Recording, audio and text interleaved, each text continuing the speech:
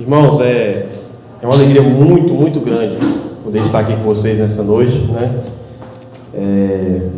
Estava ali sentado e refletindo, né? Lembrando aqui dos velhos tempos, né? Que a gente congregava aqui, época do pastor Jacó, né? Foram tempos assim muito, muito bons, né? E como o irmão Neto falou, eu ainda me considero congregacional. Minha raiz, né? É congregacional. Só tenho assim a agradecer a Deus, né? Pelo carinho dos irmãos, né? Por tudo que Deus tem feito na minha vida, nas nossas vidas, né? Na vida da minha família. E quero agradecer a Deus por estar aqui nessa noite, né? Agradecer a Deus porque sem Ele nós não estaríamos aqui, né? Nós devemos agradecer a Deus porque Ele está no controle de todas as coisas. Jesus, lá no Evangelho de João, capítulo 15, versículo 5, lá quando ele vai falar da videira verdadeira, né? Ele fala que nós somos os ramos. E lá no versículo 5 ele vai dizer bem assim: sem mim nada podeis fazer. Sem Jesus nós não podemos fazer nada, porque Ele está no controle de todas as coisas. Então assim, amados irmãos, eu só tenho a agradecer a Deus por essa oportunidade. Agradecer ao irmão Neto, né, que fez o convite. Essa semana mandou um zap lá para nós: Varão, tem como levar uma reflexão lá na igreja domingo? Eu falei: oxe, estamos à disposição, meu irmão. Só não vou se Deus não permitir, né? Mas, para a honra e glória do Senhor, aqui estamos nessa noite. Amém? Amém. Então é uma alegria muito grande estar aqui com os irmãos. Bom, eu queria pedir à amada igreja que abrisse as suas Bíblias na carta de 1 Tessalonicenses, capítulo 5. 1 Tessalonicenses, capítulo 5. Tessalonicenses fica antes de Colossenses, viu, irmãos? Colossenses fica antes de Gálatas. Gálatas antes de 2 Coríntios. Fica mais fácil para os irmãos encontrarem. 1 Tessalonicenses, capítulo 5. Amém ou misericórdia? Misericórdia? A gente espera, pode ficar à vontade, irmão. Não se preocupa não. Até meia-noite em frente. Brincadeira. Vamos ler só o versículo 18. 1 Tessalonicenses, capítulo 5, versículo 18. Amém, irmãos? Amém. A palavra do Senhor diz assim, ó: em tudo dai graças, porque esta é a vontade de Deus em Cristo Jesus para convosco. Para ficar bonito, vamos ler todo mundo junto? Vamos lá?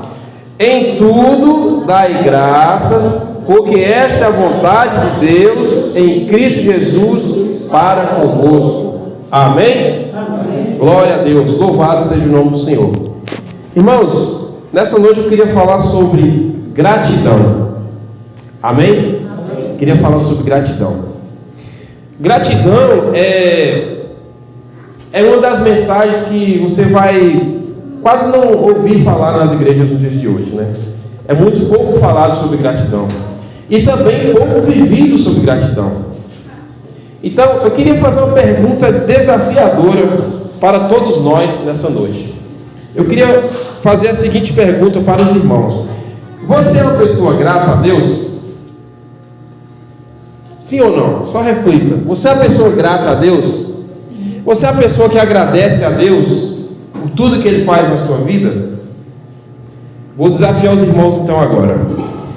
Das orações que os irmãos fazem, os irmãos mais pedem a Deus ou mais agradecem a Deus? E aí? Mais pedem a Deus. Eu deveria agradecer a Deus. Os irmãos mais pedem ou mais agradecem? Se eu fizesse aqui duas colunas, coluna de pedido de orações e coluna de agradecimento, qual que estaria mais preenchida? Com certeza de pedido, né? Com certeza de pedido. Uma certa vez eu estava ouvindo uma pregação de Silas Malafaia. Ele falou uma coisa sobre gratidão que é mais pura verdade. Isso acontece na realidade. Ele falou bem assim: muitas das vezes nas nossas orações, de 100% das nossas orações, 90% é para pedir. Sobra quanto por cento? 10%. Aí desses 10%, 5% a gente agradece e mais 5% a gente louva a Deus. Eu falei, rapaz, e muitas das vezes isso é mais pura verdade. Então, nós somos pessoas que muitas das vezes não agradecemos muito a Deus por tudo que Ele tem feito em nossas vidas. Deixa eu contar aqui uma experiência minha e uma experiência de um irmão que ele fez recentemente. Quando eu vou fazer caminhada, eu gosto de fazer caminhada de manhã. Eu não gosto de academia não, viu, irmãos? Tem gente que gosta, mas tem gente que gosta de andar de bicicleta, né? Eu gosto de caminhar. Eu gosto de caminhar, tá na natureza. Você gosta de irmão Neto? Irmão Neto também gosta de caminhada, né, irmão Neto? Caminhar é muito bom. Por que eu gosto de caminhar? Porque na minha caminhada eu faço as minhas orações, eu fico ali em paz com Deus. É tanto que eu chamo a minha caminhada de oração, porque eu caminho e vou falando com Deus, né? E eu, certa vez, eu tive uma experiência muito boa.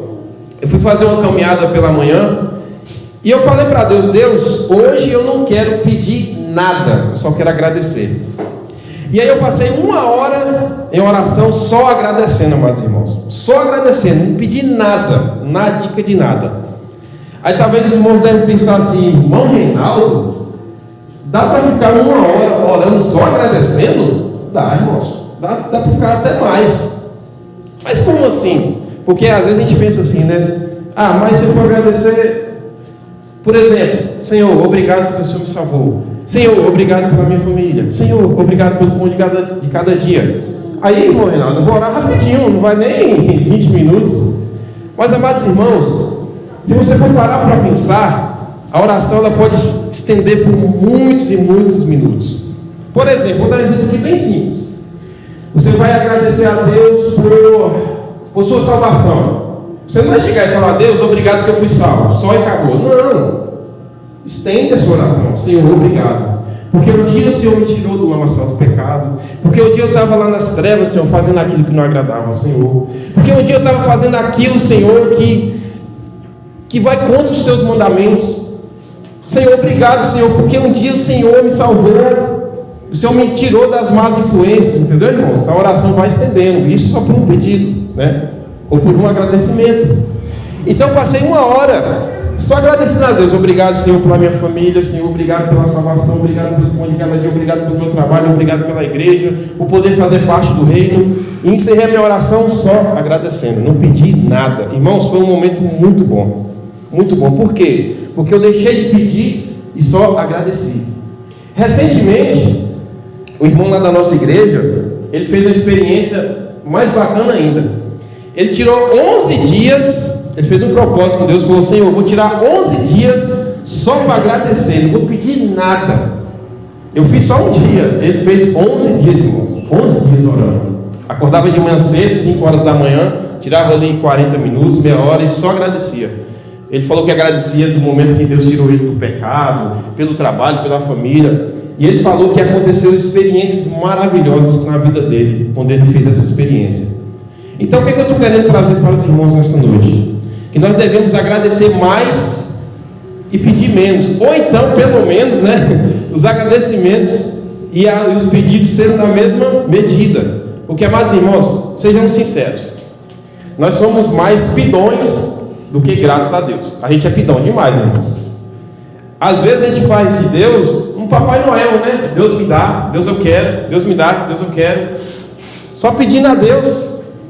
Às vezes a gente faz de Deus como o gênio da lâmpada mágica, né? Atende aos meus pedidos, né?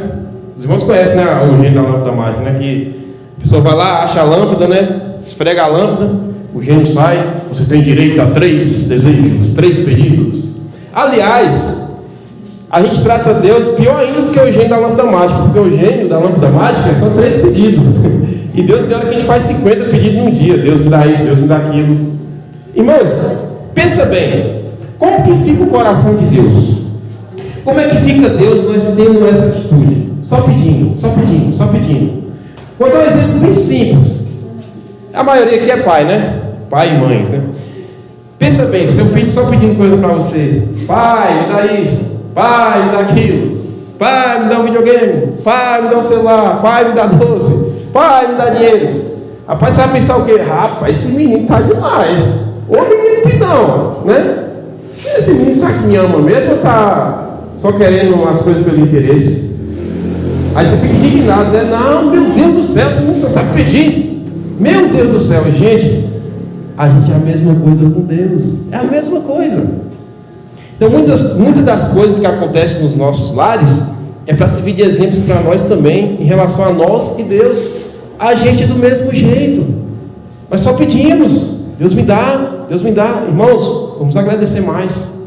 Vamos ser mais gratos a Deus. Irmão Renato, eu estou precisando de tal coisa, de tal coisa. Calma, gente, né? Vamos relembrar o que Deus fez em nossas vidas. Pensa aí, só dele ter tirado a gente do mundo já é a maior vitória para nós, né? Mas pensa aí, irmãos, as bênçãos que Deus nos deu, os livramentos que Deus nos deu.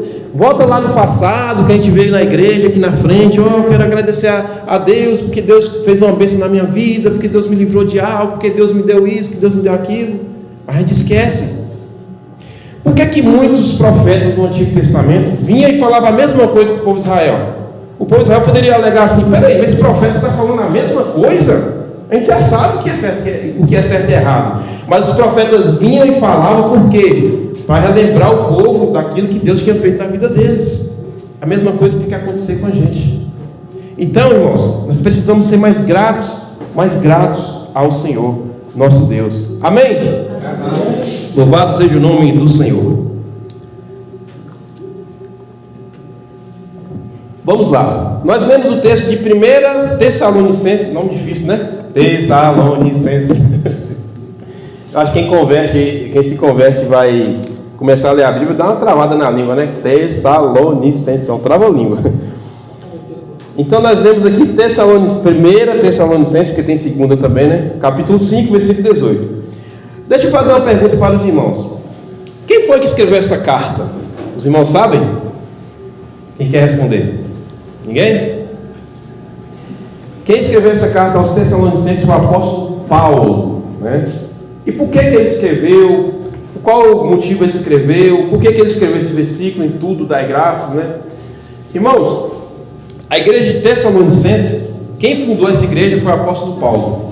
Se vocês quiserem saber mais sobre essas informações, é só você ler depois com calma, lá na sua casa, com paciência. O livro de Atos, capítulo 17. Lá vai ter todas as informações de como Paulo fundou essa igreja. Mas eu vou dar aqui um breve relato de como aconteceu. Lá em Atos, capítulo 17, lá vai relatar um momento em que Paulo estava passando por vários lugares pregando o evangelho com Silas, com Timóteo, né? E aí o apóstolo Paulo ele chega a esse lugar, Tessalônica. E o apóstolo Paulo ele prega o evangelho, ele fala de Jesus, que Jesus ressuscitou, e muitas pessoas naquele lugar, eles aceitam a Jesus, eles aceitam a mensagem do evangelho, se convertem a Jesus Cristo. Porém, tinha um bocado de judeus que estavam naquela localidade, e eles não gostaram da mensagem que Paulo e Silas pregaram para o povo, ficaram com ciúmes, ficaram com inveja. E aí teve uma perseguição muito grande para matar ou para bater em Paulo e Silas. O que eles fizeram? Foram embora. Mas eles foram embora, mas muitas pessoas de Tessalônica se converteram ao Senhor Jesus Cristo. E aí, amados irmãos, passa o tempo e Paulo fica preocupado com esses irmãos lá de Tessalônica, porque ele não pôde voltar lá para pastorear, né, para discipular esses irmãos por conta da perseguição. Aí Paulo ele manda Timóteo para ir lá dar uma conferida para ver como que estava a igreja.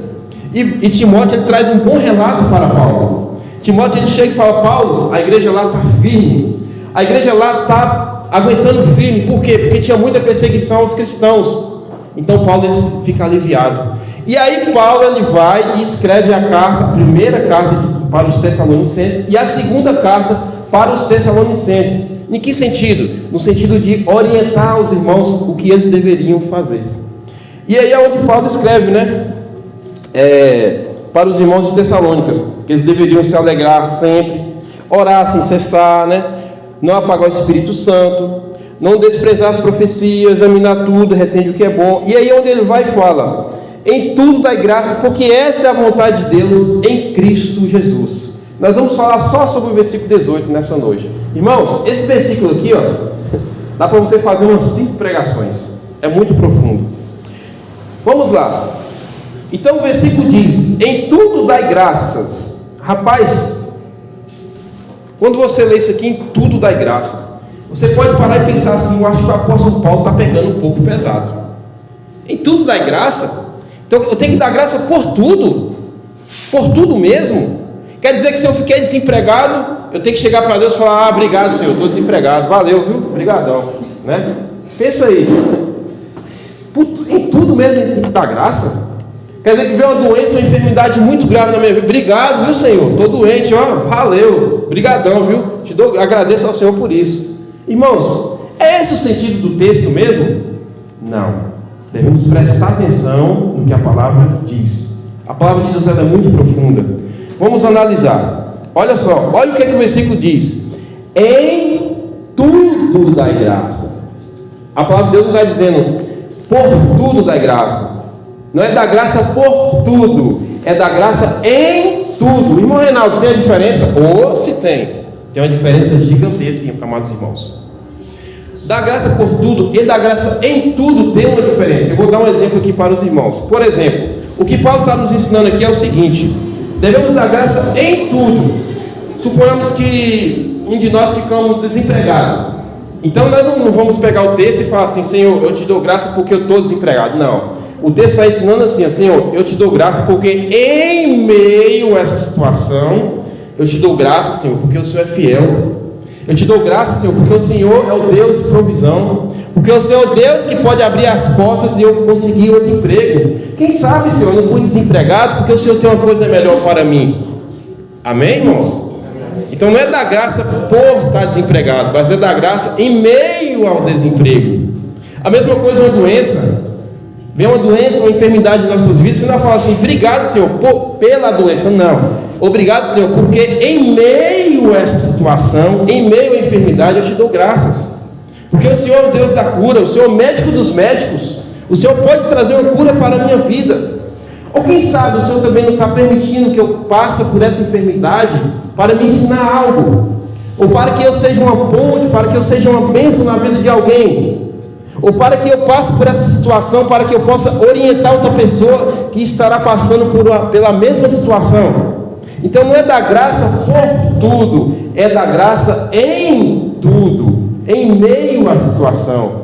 Amém, irmãos? Amém. É isso que o apóstolo Paulo nos ensina. Irmãos, e uma pergunta nós devemos fazer: por que Paulo fala, que nós devemos dar graça em meio a cada situação? Por que nós devemos dar graça, amados irmãos? Por quê? A palavra de Deus aqui vai nos dizer por que nós devemos ser gratos. Primeiro, porque é uma ordem. Porque é uma ordem. Olha que interessante: em tudo dai graças. Essa palavrinha dai é uma ordem, está no imperativo. A palavra de Deus está dizendo o seguinte: nós devemos dar graça porque é um mandamento do Senhor. Então, o que o apóstolo Paulo está querendo dizer aqui, amados irmãos, não é que ele não está querendo dizer assim: eu acho que seria bom vocês dar graça a Deus, na minha opinião, seria bom que vocês dessem graça a Deus. Não, ele está dando uma ordem: deem graças a Deus. Aí você para e pensa assim: rapaz, é uma ordem dar graças a Deus? Não poderia ser assim algo natural? Se der eu dou graças a Deus, né? Naturalmente não, é uma ordem. Nós devemos dar graças a Deus. E por que é uma ordem? Sabe por quê? Porque Deus conhece o nosso coração pecaminoso.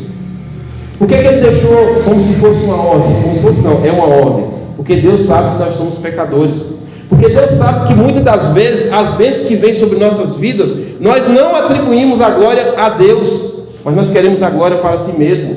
Porque Deus disse que era uma ordem nós darmos graça. Sabe por quê? Porque o coração do homem, ele é pecaminoso. Porque nós, seres humanos, somos soberbos. E, amados irmãos, a soberba é um negócio muito perigoso, a tal da soberba. Tem um versículo que diz assim, Provérbios capítulo 16, versículo 18, que da soberba procede a ruína. A soberba procede a ruína. Irmãos, se tem uma coisa que derruba o ser humano nitidamente, é a tal da soberba. É o que o provérbio diz: a soberba procede a ruína. Aquela pessoa que é soberba, a ruína vem sobre a vida dela. Agora não, que a gente já assistiu muitas vezes, mas tinha um programa de culinária que eu e minha esposa gostava muito de assistir, que era o MasterChef. Não sei se alguns irmãos aqui já assistiu, né? Era um programa muito bom. Não é, né? Que ainda tem, né? E é interessante que quando a gente assistia, sempre tinha um chefe de cozinha lá. Para quem não sabe, irmãos, o MasterChef é um programa de culinária, programa de chefe de cozinha, né? Tem um campeonato lá, disputa para ver quem faz o melhor prato. E aí, o melhor, no final, vence, né? E aí, sempre no MasterChef, tinha um chefe que era soberbo, um nariz em pé, achava que era o tal, né? E aí teve uma final lá muito boa, 2 chefes, os caras assim, bom mesmo para cozinhar, né? Um mais experiente que o outro, um tinha acho que 25 anos de cozinha e o outro acho que 12, né? Aí esse que tinha 25 anos de cozinha, que era mais experiente, tá vindo bem, né? Na final, tá vindo bem, rapaz. Eu falei assim, rapaz, esse cara vai ganhar. Mas quando chegou no final, me respeita aí, respeita a hierarquia, eu sou o cara. Perdeu na hora. Por quê? Por causa da soberba. Meu irmão, e o camarada que é soberbo, o cara que é soberbo, ele quer se achar melhor do que o outro. Cuidado. Tem um camarada na Bíblia que pagou caro por causa da soberba. Sabe quem foi? O rei Nabucodonosor. Ele achou que era maior do que Deus, que era mais do que Deus. Sabe o que Deus fez com o rei Nabucodonosor? Botou para comer capim. Só olha lá o livro de Daniel para você ver. Botou para comer capim. Virou um bicho mesmo, não literalmente, né? Mas as unhas cresceram, a barba, ficou comendo capim como um bicho mesmo, por conta da o quê? Da soberba. Então, ai daqueles que é nariz em pé, que acham que é melhor do que os outros, cuidado com a soberba, porque a queda vem, amados irmãos, a queda vem. Então, esse versículo é uma ordem de Paulo, e Paulo era um apóstolo inspirado por Deus. Quando Paulo falava, era a mesma coisa que Deus está falando, né? Porque ele era um profeta, ele era um apóstolo inspirado por Deus. Então ele deu essa ordem porque ele sabia que muitos de nós também iríamos murmurar. Amados irmãos, muitas das vezes nós não somos gratos a Deus, muitas das vezes nós não agradecemos a Deus porque Ele faz na nossa vida, e nós ficamos murmurando. Você conhece gente que gosta de murmurar, de reclamar? No popular, né? Reclamar. Você conhece alguém que gosta de reclamar o tempo todo, irmão? Conhece? Um vizinho, um parente, uma tia, um tio, uma mãe, sei lá. Tem gente que gosta de murmurar, meu irmão. Eu conheço uma mulher aí que gosta de reclamar, viu? Gosta muito de reclamar. E nós muitas das vezes somos assim. Irmãos, veja bem, a murmuração, ela afasta as bênçãos de Deus em nossas vidas.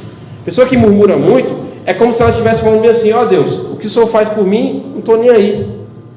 A murmuração, ela afasta as bênçãos de Deus nas nossas vidas. E eu tenho um exemplo bíblico muito bom para falar sobre isso. Sabe quem? O povo de Israel. Lembra lá do povo de Israel? O povo de Israel estava lá no Egito, Faraó, descendo o chicote, maltratando o povo, fez do povo escravo, construiu um Egito bonito, mas por quê? À custa dos povos de Israel, que estava sendo escravo, trabalho esforçado, e o povo clamou a Deus: Senhor, tem misericórdia de nós, Senhor, livra nós desse sofrimento. Aí Deus levanta quem?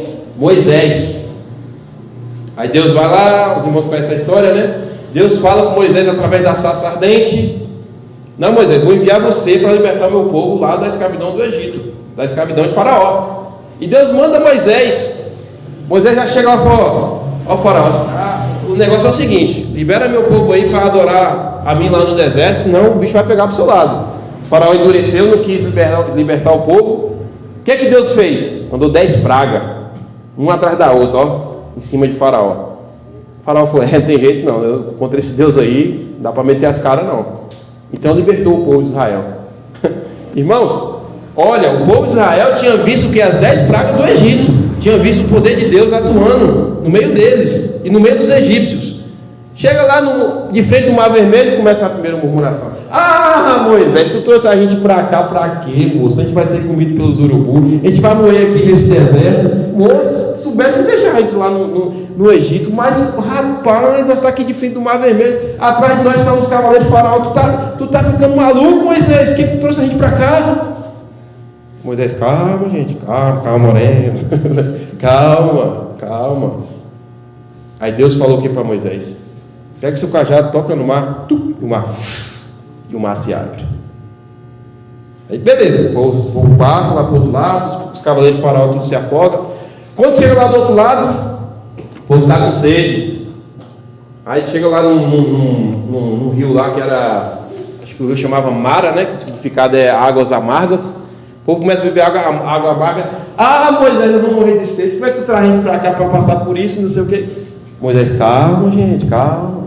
Jogou um graveto lá na água, a água ficou doce. Sacia a nossa sede. Passa o tempo, o povo está com fome. Moisés, nós estamos com fome, Moisés. Rapaz, lá no Egito a gente comia umas carnes deliciosas, umas cebolas, você comia nada, meu irmão. Comia pão seco. Quem comia carne o quê? Carne que comia no Egito era só os bambambam.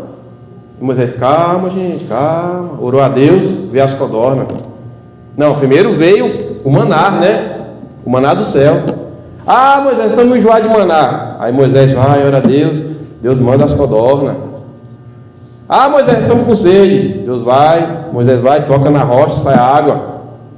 Aí chegou a hora de conferir a terra prometida, né? A terra que o povo ia para lá. Terra de Canaã, terra que manda leite e mel. Aí Josué manda 2 espias para ver lá como é que era a terra.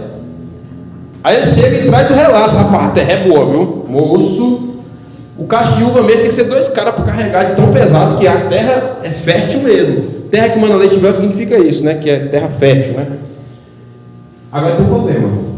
Lá tem gigante. Os gigantes de lá, nós comparados a eles, nós somos como gafanhotos. Aí o povo começou a berrar: meu Deus do céu, não vai dar certo entrar nessa terra. Aí Deus falou: chega. Já cansei das suas murmurações. Ninguém entra na terra prometida, a não ser Josué e Caleb. Nem Moisés entrou.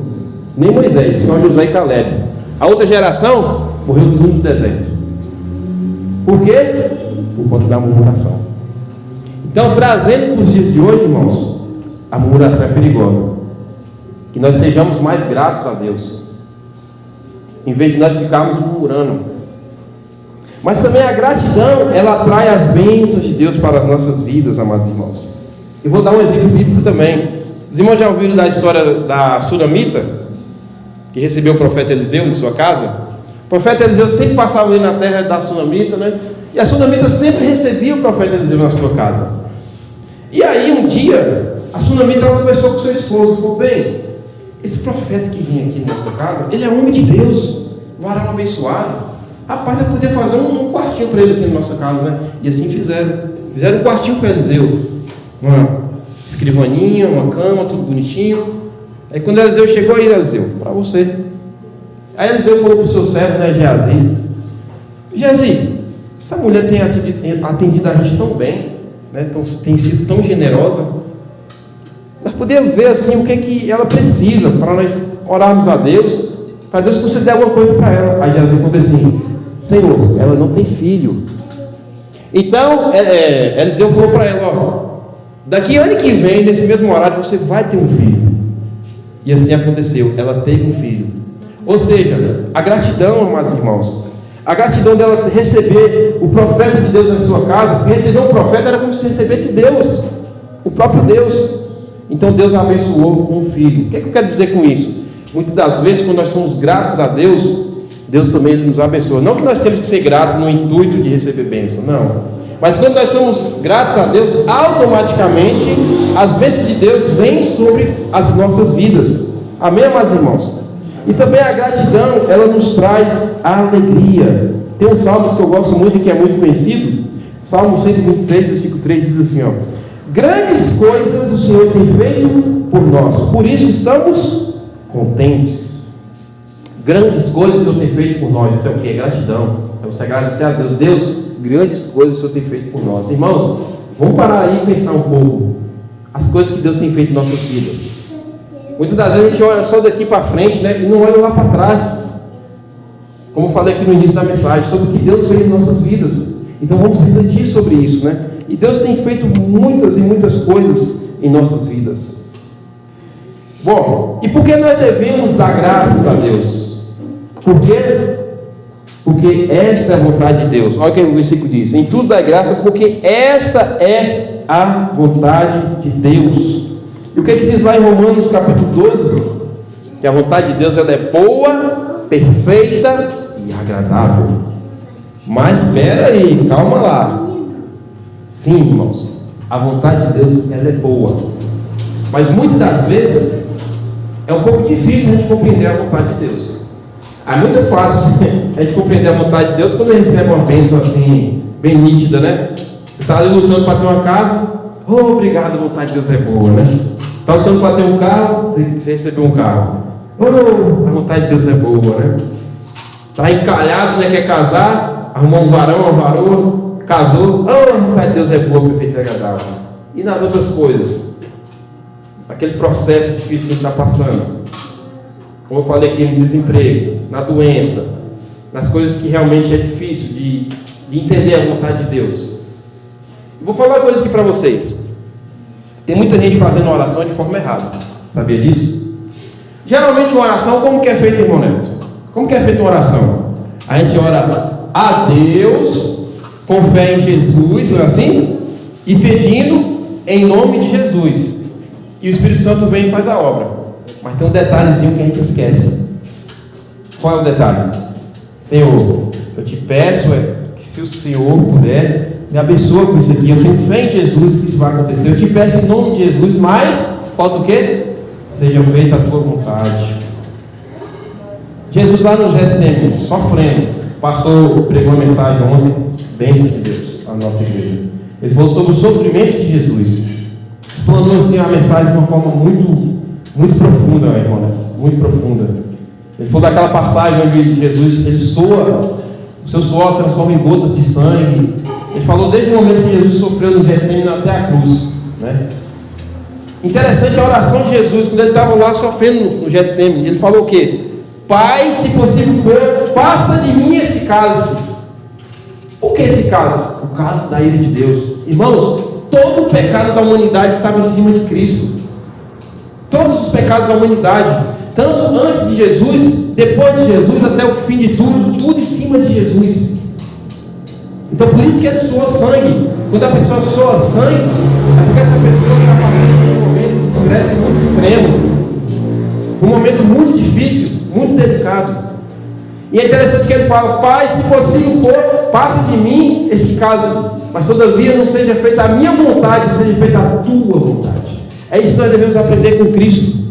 Dizer: Senhor, seja feita a tua vontade na minha vida. Nós oramos falando: Senhor, eu te peço essa bênção, eu creio em nome de Jesus que vou receber. Mas na parte final a gente esquece: seja feita a tua vontade. E a vontade de Deus é boa, perfeita e agradável, né? É fácil falar isso, mas no processo, encarar o processo é que é difícil. E tem muita gente falando coisa errada por aí. Eu decreto, né? Eu determino. Segundo a minha palavra, isso vai acontecer. Irmãos, que é isso? Segundo a minha palavra, o decreto, nós viramos Deus por acaso? Não, meu irmão. É tudo no controle dele. Se ele quiser, ele vai realizar um milagre. Sabe? Eu nem queria falar isso, mas tem certas igrejas por aí, né? Venha para receber a sua bênção. Sexta-feira do milagre. Sexta-feira do milagre? A pessoa já sabe que dia vai ter o milagre. Irmãos, é que o irmão Neto depois vai falar com os irmãos, mas meu filho tem uma doença rara, né? E eu oro sempre a Deus para que um dia Deus possa curar ele. Mas eu sempre falo para Deus: Deus, ele veio assim, ele nasceu assim, bendito seja o nome do Senhor.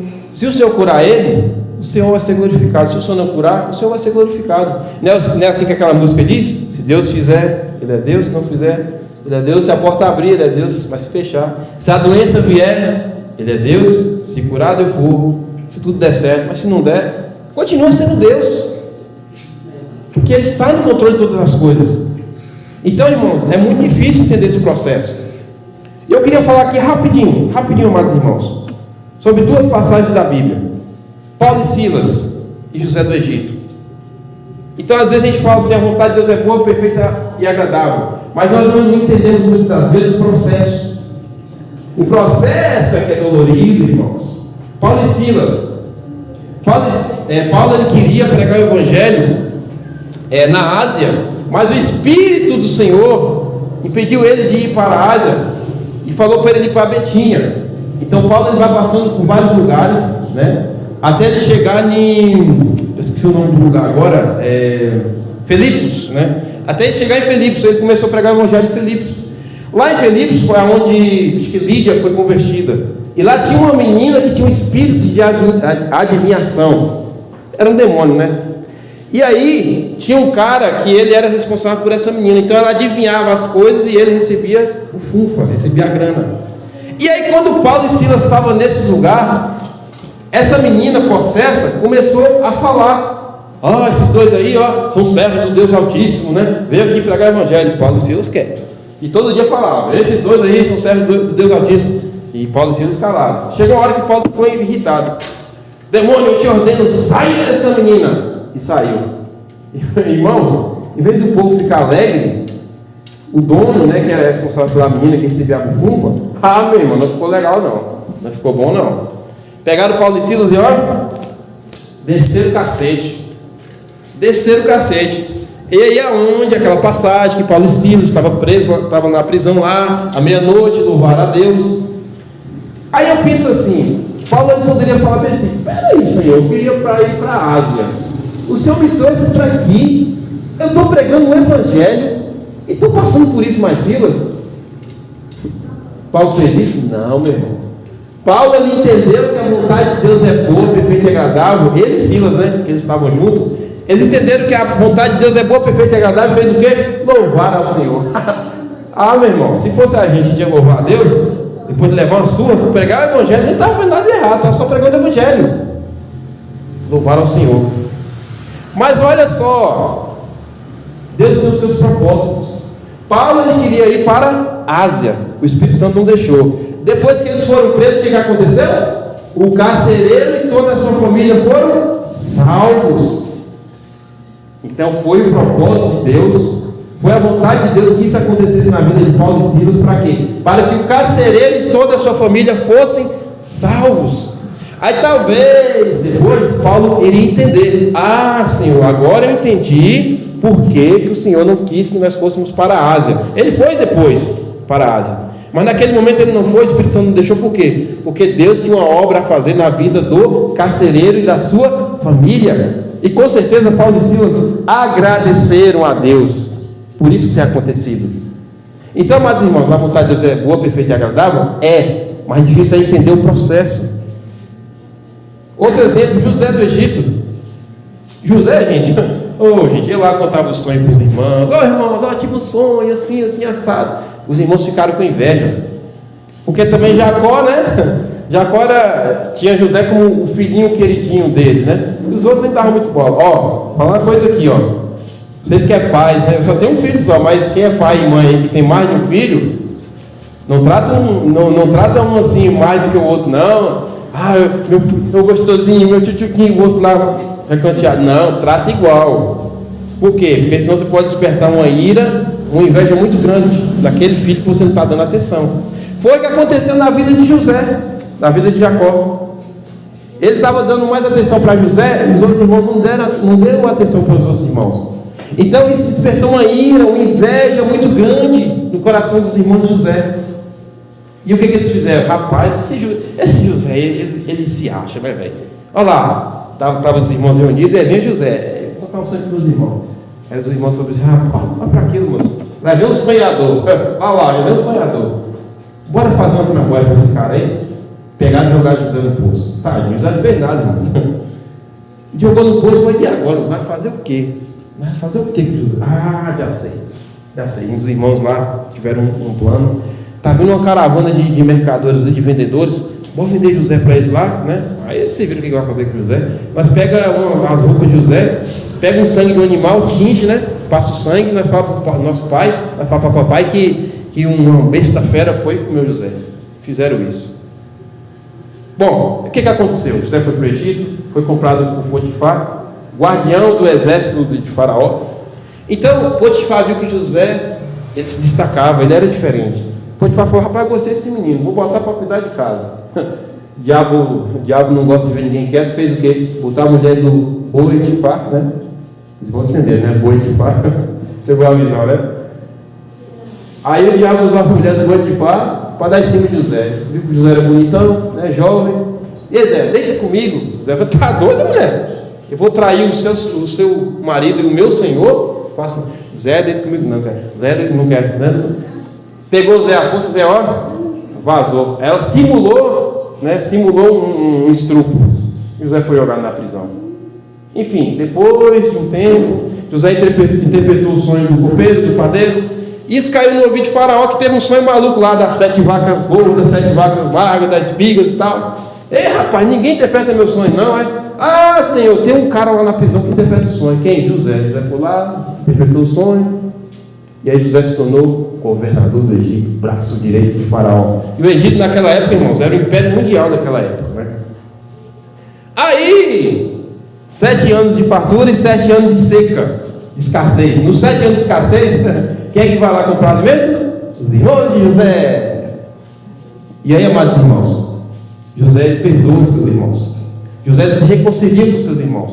José não guarda mágoa. Se fosse outra pessoa no lugar de José, agora eu vou dar o troco, agora eu vou descontar. Vocês estão enrolados na minha mão. Eu agora sou o braço direito de Faraó. Ó, estou com o anel dele aqui, ó. E agora o bicho vai pegar para o seu lado. Vou descontar tudo? Não. José perdoou os seus irmãos. Agora, onde que eu quero chegar? O que José falou. José falou para os seus irmãos: foi da vontade de Deus que isso acontecesse, tudo isso acontecesse para quê? Para me salvar vocês. Olha que maravilha, irmãos. Olha que maravilha. Tudo isso Deus permitiu que acontecesse, meus irmãos. Para quê? Para que eu salvasse vocês. Eu passei por todo esse processo para me tornar governador do Egito. Hoje eu tenho poder, então eu vou tirar vocês dessa escassez, vou trazer vocês para cá. E foi isso que José fez. Então talvez José, por exemplo, quando José estava na prisão, talvez ele não entendeu o processo. Meu Deus, por que eu estou aqui na prisão? O que eu fiz? O que eu fiz demais para meus irmãos? Por que eu estou passando por tudo isso, meu Deus? Por quê? Mas depois José entendeu. Caiu a ficha. Essa foi a vontade de Deus, que acontecesse isso para quê? Me tirar minha família da escassez, para me salvar a minha família e salvar a minha descendência a qual viria o Cristo, viria Jesus. E com certeza José fez o quê? Agradeceu a Deus. Obrigado, Senhor, porque a tua vontade é boa, perfeita e agradável. Irmãos, a vontade de Deus é boa, perfeita e agradável. Muitas das vezes nós não entendemos o processo, mas nós devemos fazer o quê? Nos calar e deixar Deus agir. Mas é difícil, né, irmãos? Eu não estou falando isso aqui como super crente, não. Eu reclamo também, eu murmuro também. Eu sou filho de Deus, eu sou pecador. Mas o que eu estou querendo dizer aqui para os irmãos é que nós devemos aceitar a vontade de Deus em nossas vidas, aceitar o processo, não procurar entender o processo, mas deixar Deus agir, deixar Deus fazer a sua vontade em nossas vidas. Aí no final de tudo nós vamos entender. Agora eu entendi porque que Deus deixou eu sofrer. Agora eu entendi porque que eu fui perseguido lá no meu trabalho. Agora eu entendi porque que muitas pessoas se levantou contra mim quando eu aceitei Jesus. Agora eu entendi o processo. Irmãos, acho que os irmãos já ouviram muitos testemunhos de pessoas que falaram assim: não, eu tive uma viagem para fazer no mês passado, rapaz, não sei o que foi, o carro quebrou, o pneu furou e não deu certo eu ir. E aí depois eu fui entender, no horário que eu ia sair, lá na estrada que eu ia passar, teve um acidente. Então Deus impediu que eu fosse, deixando o carro quebrar, para que eu não sofresse aquele acidente. Já vi muitos testemunhos assim. Os irmãos também certamente já ouviram. E aconteceu com a gente lá em casa. A gente estava programado para ir para a Barra, né? Rapaz, que dia tribulado, velho. Correria, trabalha e vamos para a Barra. Eu tinha que ir e voltar indo para trabalhar. E minha mulher falou: moço, não dá certo isso não, a gente tem que ir sem pressa, não sei o quê. E parece que tinha um trem que estava travando, marquei um horário não deu certo. Aí quando eu estava descendo ali no Rio Preto, fala, né? Uma carreta virada. Eu falei: olha, livramento de Deus. Então a vontade de Deus, ela é boa, perfeita e agradável. Então por que nós devemos dar graça em tudo? Por quê? Porque esta é a vontade de Deus em Cristo Jesus. E amados irmãos, vou falar uma coisa para vocês. É difícil dar graça. Só quem dá graça mesmo é o crente. É o crente que está firme em Jesus. Porque, em tudo dá graça, porque essa é a vontade de Deus em Cristo Jesus. Nós estamos em Cristo Jesus, porque um dia nós aceitamos a Ele como nosso Salvador. Um dia Ele purificou o nosso coração, nos tirou do lamaçal do pecado.